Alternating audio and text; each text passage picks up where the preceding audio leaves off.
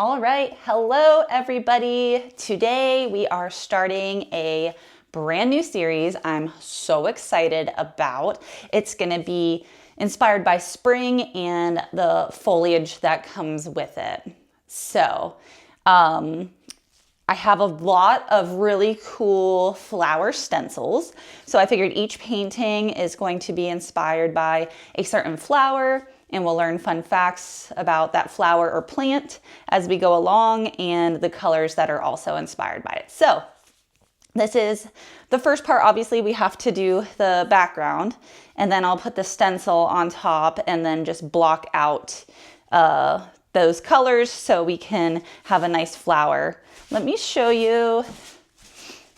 It's going to be similar to this. Now I'm going to be using smaller canvases. This is a 16 by 20 inch, but you can see here, this is one that I did resin, but it was a flower, and I figured we could do a bunch of different techniques. Today I'm just going to do a simple Dutch pour / starburst kind of blowout from the center, because I want it to have in the center really bright colors, lighter, brighter colors, and then spread outwards. So this first painting is inspired by the bird of paradise.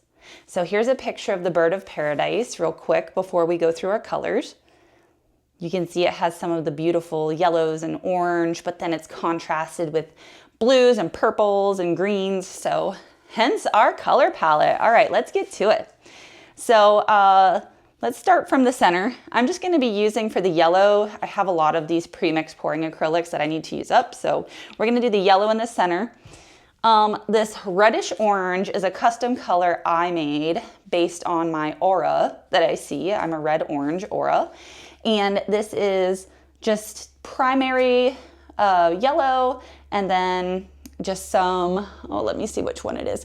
Cadmium red medium hue from Liquitex Basics. So that's the orange we're going to be using.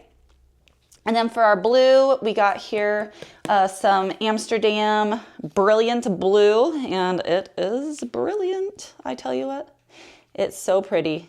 And then I do have a leftover green paint. This is like a combination of so many different greens, but I wanted to use some of that up as well. And then finally, our purple. So this is just a Pearlized Violet by Master's Touch. It's one that I've used many times and I love it so much. It dries gorgeously. So again, we'll put these in a center out style and then blow them out. So I think it'll be really pretty with the stencil in the middle. All right, I'll be quiet, watch for some of the fun facts, and we will let the process unfold.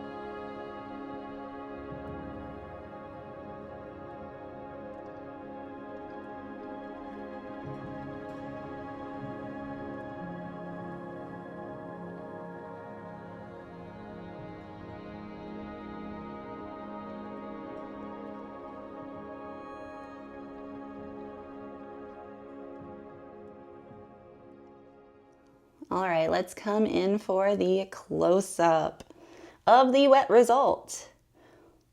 Look how beautiful this is. Woo! Oh my gosh, that yellow and bright orange is gonna dry so beautifully. Sorry for the glare. I love some of these cells here too. They're so beautiful. Maybe I can do it over here. There we go. That's better. That's better. Oh yeah, this is gonna dry so lovely. I love this part right here. Definitely bird of paradise vibe, and I offset it, so I think it's gonna be really neat with the stencil.